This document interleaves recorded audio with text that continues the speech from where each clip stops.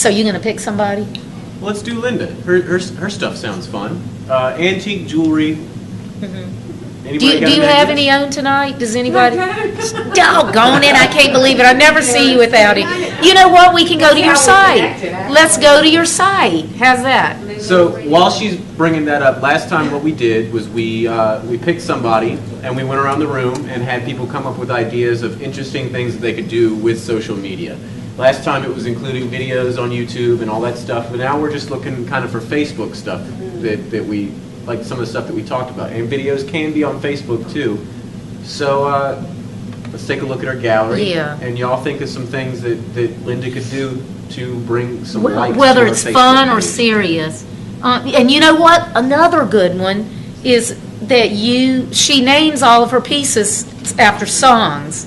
From 70s or earlier. Okay, 70s or earlier. So you could even do things about why you named this piece of jewelry that. Tell me, Linda, tell me what's a good one that we could look at that right now you could tell us why you named it that. Unless it's something to do with it. Okay, let's look at that one. Okay, all right, we want to know. Nobody really knows if I'm being honest or not, so I can tell you that the black beads and the rhinestones, the first ones I did just looked like the night, so most of those have night or dancing in the title, but they get named that way because it's what I thought of. I was doing a turquoise one and just kept singing Lukenbach, Texas in my head. I was so glad to finish the necklace because then I could stop singing the song in my head. And sometimes because it means something, I've had friends say, what goes through your head, but sometimes it's in the title and sometimes it's what the song is about. Yeah. It's about or a rainy, dreary day, then and not wanting to do anything, and it just fits with the necklace. So I have had friends look at pictures and say name it, which I never thought about doing through a Facebook thing. Oh yeah, I hadn't thought about that. Now you just thought of it. Yeah, that would be a good little. Okay, so you go. Well, a number of men actually have named them. So oh really? Girls feel left out because they're looking at jewelry. So I don't know if you guys heard that one, but Linda had a good idea about being able to put jewelry up on Facebook and have the people who liked her page name it, or take a poll to name it, or something like that. Is there anything that you guys can think of that would make you want to buy some jewelry from Linda on Facebook? Christy? You could do like an ugliest piece of jewelry contest, and the winner who had the ugliest piece of jewelry, she could make something beautiful out of it. Oh, that's a cool idea. Yeah. I was going to say, there's a lot of people that think some of these are pretty ugly. Tacky. Well, and the other thing, too, that came to mind as you were talking about these songs, Linda, if you actually blog and talk about your pieces, by putting the name of the song, if someone's actually doing a search for the name of the song, it may come up in that Google search, it would never come up. And if that song has a specific meaning to that person who's looking for it, they may then be interested in the piece of jewelry. Right.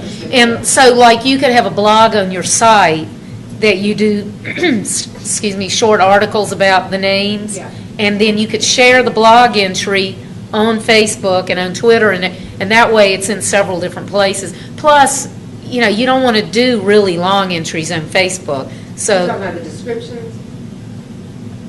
Like if you did a blog entry like about why you named it, it could be a description of it. It might be like you might pick various pieces and describe, why you paired these various pieces of jewelry together, but also the name. And so Jeff's point was the fact that the song name would be a great way for people to find you through Google. And you can write more in a blog. You still don't want to do long entries, but 2 or 3 paragraphs, and then share it on Facebook and Twitter. Only share a sentence or 2 on Facebook, but it can drive traffic to your site. That's a good idea. You're showing a little more human interest than, hey, look, this is something I made. Yeah. Why am I jewelry? It's more of a human interest is what I'm thinking. Yeah. Yeah, exactly. Do you take pictures of any of them before you put them together? Because that would be another neat thing if you start taking pictures of the individual pieces and then show your final product, because I bet a lot of them the average person would never have put together. Yeah. So anyway, sorry for hogging the. Anybody else have any ideas? No? let's try somebody else then. Who wants some ideas for what to do on Facebook? Anybody? Nobody. Come on. Well, I'll give you one that I found that I really liked because I like the attention. You know, I know that's hard to believe. But if any of you are on my Facebook page and follow me, you know I check in everywhere I go. And I am the mayor of Burger King on Foursquare. And when I became the mayor of Burger King, because I checked in at Burger King then sent me a message to like their Facebook page. Once I liked their Facebook page and I became the mayor of Burger King, I got coupons for discounts at Burger King. Now I'm only paying 25 cents for an iced tea, so it's not that big a deal. But you know, it was just a neat little added. And once bonus. again, people like attention, especially Jeff. Especially when it relates to logging in for where he's eating. That's exactly right. Let's come up with some for John, since everybody's being shy. John's bed and breakfast. Tell us about your bed and breakfast, John, and then we're going to try to come up with some ideas that you might not have thought of before. Oh, gee, what can I tell you about it? Well, pretend that I know nothing about your bed and breakfast. So what makes it unique? That kind of thing. Well, it's an older home. It's built in 1904. I only have 2 rental spaces. I got a suite downstairs, private bath, and the sitting room. There's a sofa that makes it to a bed. I have a guest room upstairs that has a queen size bed. It's a nicer room that's downstairs, but it doesn't have a private bath. I got a hot tub. People like that. You cook your own breakfast. Well, and its location. Yeah, the location. Location, it's within walking distance of downtown. Tell us about the breakfast. Breakfast, a full breakfast on weekends, continental during the week, but Homemade mine. even with the continental, it's all homemade. Everything's homemade. Things, yes. Okay. Now, this is something really basic. This ties back to your thing last month about Asheville, and where Jeff said that when he went to Asheville and checked in, that within a couple minutes, a couple of restaurants had said, you know, we're happy to have you in Asheville or whatever. You don't necessarily want to do that when they're already in South Boston because they're already there, and you know they probably need reservations. But you could search for people referring to traveling to South Boston or whatever. And this is kind of a little bit off topic, but that will be a way for you to reach out to potential visitors. But anyway, go ahead. You could try polling people on interesting breakfasts that they might want to have. That say you want to have a day of the week that is some kind of ethnic breakfast or something like that, and you could poll people on what they'd be interested in eating. And you could probably limit it to people who are going to be coming in the next week, like people that already have reservations or something like that. Yeah, but being a bed and breakfast, he only has 2 rooms, so it would only be 2 all right. people. So, But anyway, but yeah, you have to. People would be thinking about it, they come here for business.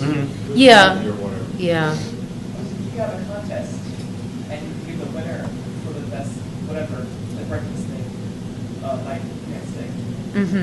that's a good Yeah, idea. and even if they're not staying there, that might be an idea to reach out to locals, John. Have some kind of contest where people could win a breakfast there, even if they're not staying there. But it could, because that wouldn't cost you that much, say breakfast for 2, and it would be a really good way for local people to be more aware of the bed and breakfast, because a lot of people, even though they live here, they would probably enjoy staying there for a night or 2, get away from home. They may have food. Yeah, really, the in-laws might be coming. But that's brand awareness, you know, so, Christy, do you have any ideas? You always come up with fun ones. I can't. Well, That one's hard. The one thing I think John could do with, if he does a blog or he's thinking about starting a blog or even Twitter feeds, you change your flags out all the time. Oh, yeah. What are the meaning of the flags? What flag is up? And then by putting like, your SMU flag, if you have Southern Methodist Yeah. University, when someone Googles SMU, you might come up in their search. That's a So really you have good it in idea. Your blog. Yeah. So that may be a way to drive attention to your Facebook page and your website.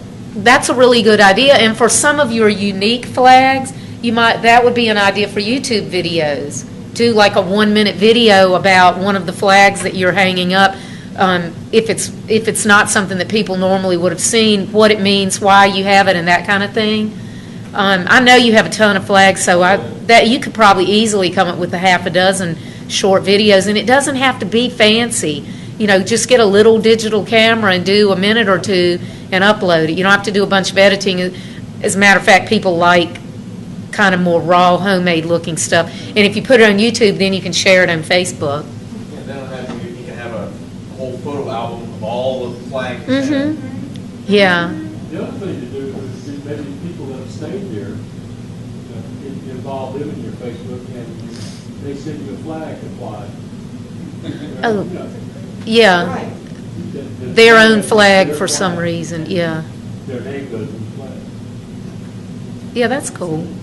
Or maybe just a picture memories type album on the page where people can send you pictures that they took while they were there or while they were visiting South Boston, like brought to you by your bed and breakfast. Yeah. Out and about in Halifax County, and you can have them send you a picture. Who else wants to go? Anybody else?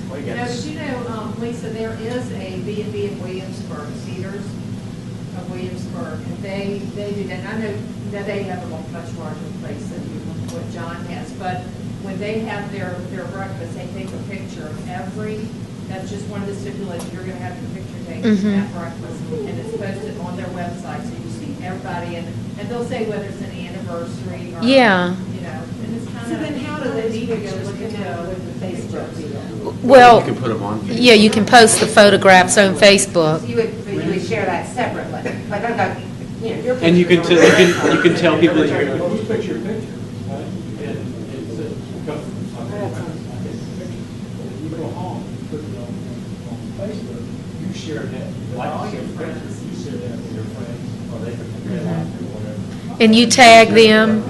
When you tag them, it'll show up on their Facebook. The bed and breakfast owner is doing. Right, yeah. In this case, if the bed and breakfast owner put the picture up there, you could tell them as they're leaving, like, this picture is going to be on Facebook. You can check us out on there, like us, and then you can tag yourself in the photo. That's what I'm asking. Okay. Yeah. Something else, John, and I know most people would see this as giving something away, but it's not really given away because most of us are lazy, and even though we know how to do things, we don't want to do them ourselves. Recipes for some of your really good dishes. Those get shared a lot. Yeah, recipes or cooking blogs are one of the most popular types of blogs out there. And obviously, we don't all want to cook because we eat out so much. But people love to look at the photographs of them and that kind of thing. So that might be something really good to maybe once a month or every couple of weeks share some of your special recipes, one at a time, though. A fun poll you might do is reasons to go to a bed and breakfast. And, for a local, why would you go to a bed and breakfast if you're a local? And you could have, like the top 5 would be, to get away from your kids, to get away from the in-laws, just a weekend away, and then other, and then. I was going to say, get away from your spouse.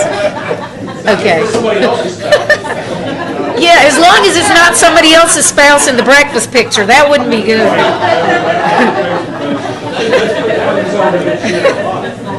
And like we mentioned earlier, you can have people that can add options to the polls, people that aren't an admin. So Yeah. as you said, the options could get added, and you could turn it into a whole campaign of there are a million reasons to stay at a bed and breakfast, and just show all these reasons. And they could be serious, but they could also be comical. See who can. Christy has one, but I was going to say what I thought about earlier when you said the ugliest piece of jewelry. I can see you with your own TV show, America's Ugliest Jewelry, and you come in and make it over. You never know.